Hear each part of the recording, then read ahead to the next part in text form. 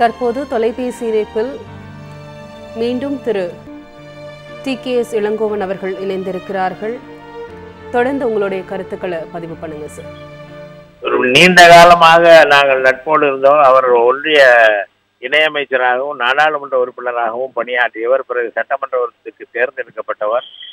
எந்த காலத்திலும் திமுக காங்கிரஸ் உறவு நீடிக்க வேண்டும் என்பதிலே அவர் உறுதியான கருத்து கொண்டவர். அவர் காங்கிரஸ் கட்சியிலே வேறு யாரேனும் அந்த கருத்துக்கு மாற்றாக எதையாவது தெரிவித்தால் கூட கண்டிக்கக்கூடிய அளவுக்கு இந்த கூட்டணி நிலைக்க வேண்டும் என்பதிலே உறுதிமிக்க ஒரு எண்ணத்தோடு விளங்கியவர்.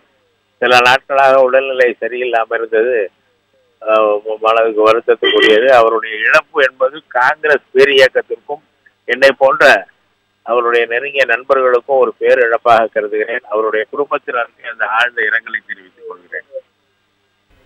குறிப்பாக ஈரோடு மக்களுக்கு இது எத்தகைய இழப்பு சார்?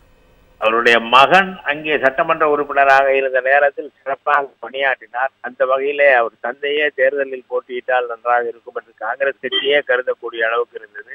இவர் தொடர்ந்து அங்கே சிறப்பாக பணியாற்றி வந்த நிலையிலே உடல் நலிவுற்று மருத்துவமனையிலே சேர வேண்டிய சூழ்நிலைக்கு தள்ளப்பட்டார். அவருடைய பணியும் அந்த மக்களுக்கும் ஒரு பேரிழப்பாகவே இதை நான் கருதுகிறேன்.